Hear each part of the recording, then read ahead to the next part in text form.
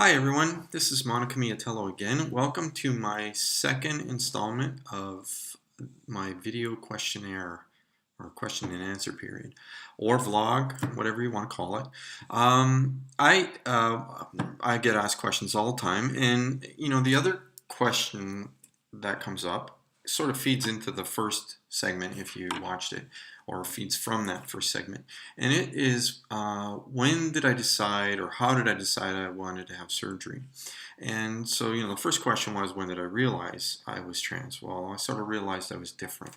And then you go along this progression, at least in my time. It's a little different now because everything's fast-tracked. The condition of gender dysphoria, being transgendered, um, it's more recognized. So diagnoses come quicker. We're a much more open society. Things are much better now than they were 43, 48 years ago.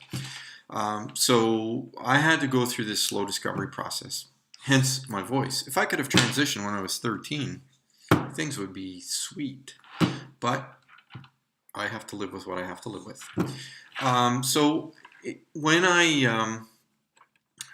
So I go through this process of, okay, thinking I'm different, and then realizing that I like to dress up. I was sort of attracted to girly things.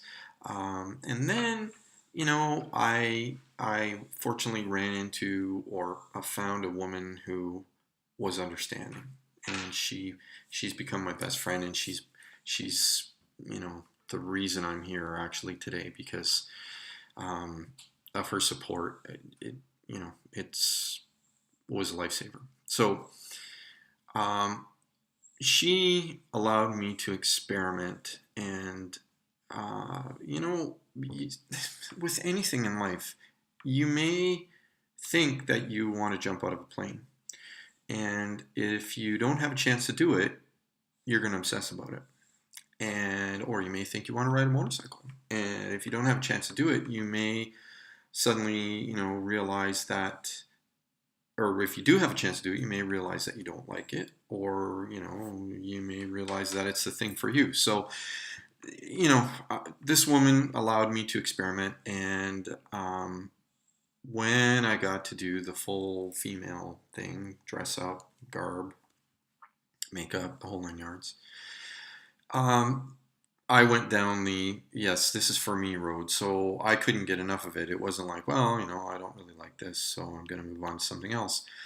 So that was a process of discovery. Now, as long as you're just dressing up, and you can keep it a secret. And she and I were in love. I still love her to this day. I think she still loves me. It's just didn't work out, but for obvious reasons. But she helped me, and as I went down the road I had to go down, I was really honest with her at every turn, and that's one of the reasons why I believe that we are still best friends today. So, I experiment, and it got to the point where I would take weeks off and live in the female role and be, I had a separate apartment in Toronto, and I had my own circle of friends there, and it was like a whole, I had two lives. And, got to the point where I didn't want to come back from that life and go to my other life. So, I had to make that decision, and basically I wanted to live life as I am, as you see me, which meant doing the things that normal people do, working out, belonging to clubs. I didn't really think about hockey. I started playing hockey after I transitioned. I played for years, all through my childhood as I was growing up. I didn't transition because I wanted to play hockey, but once it was done, I realized, okay, I have a female anatomy now, so I can play hockey. So I call it my desire to participate in life. I can understand certain transgender people who want to live outwardly as female but want to keep their male parts. To each his own. I'm okay with that. But I do things. I traveled with a hockey team. I had to room with people. Sometimes when finances were tight, I had to room with four people. So that meant two people in each bed. So I wouldn't have been comfortable trying to hide my package while being with other people in such intimate circumstances.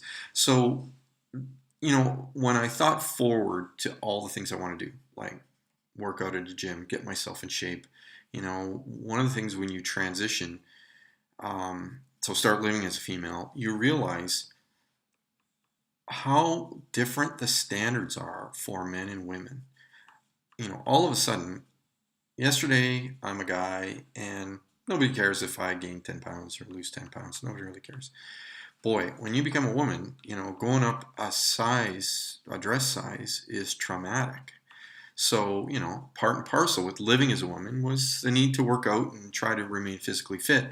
In order to do that, at a athletic club or, a gym, you need to be able to go into the locker room. And I really wasn't comfortable deceiving people in that manner and, walking in there and trying to hide things. And I've always been a pretty open and honest person. So um, it was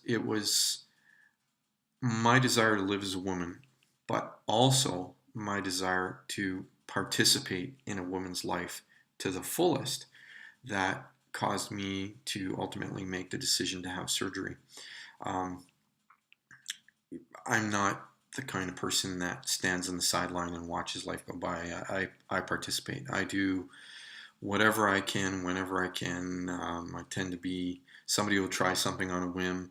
I tend to also have, I mentioned in the first vlog that I am the Forrest Gump of transsexuals. I have people come up to me and offer the opportunity to do things that I would be really uncomfortable doing if I had a male anatomy below the waist. So, that was my decision process. Everybody makes their decisions based on their own situation.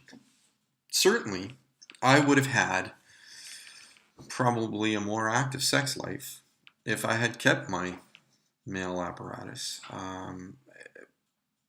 But that's just one component of living. So I'm really happy with my decision, and those are the reasons I made my decision. So I hope that answers the question about how I figured out I needed to have the surgery and become fully female. Thank you.